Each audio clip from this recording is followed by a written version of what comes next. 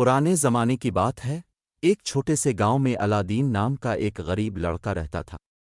وہ بہت شرارتی اور کاہل تھا، لیکن دل کا صاف تھا۔ اس کی والدہ دن رات محنت کر کے ان کا گزارا کرتی تھیں۔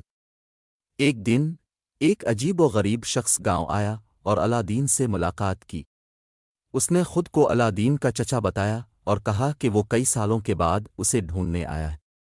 در حقیقت وہ ایک جادوگر تھا جو اپنی مطلب پرستی کے لیے الادین کا استعمال کرنا چاہتا تھا۔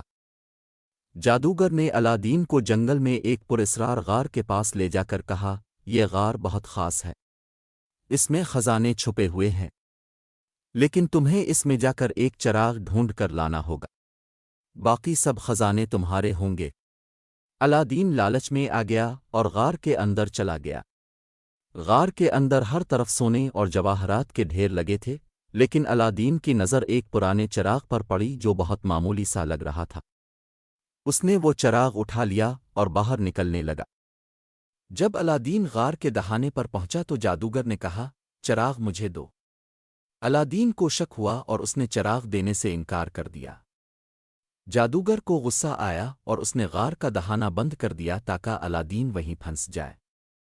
الادین مایوس ہو کر بیٹھ گیا اور چراغ کو رگڑنے لگا تاکہ روشنی ہو۔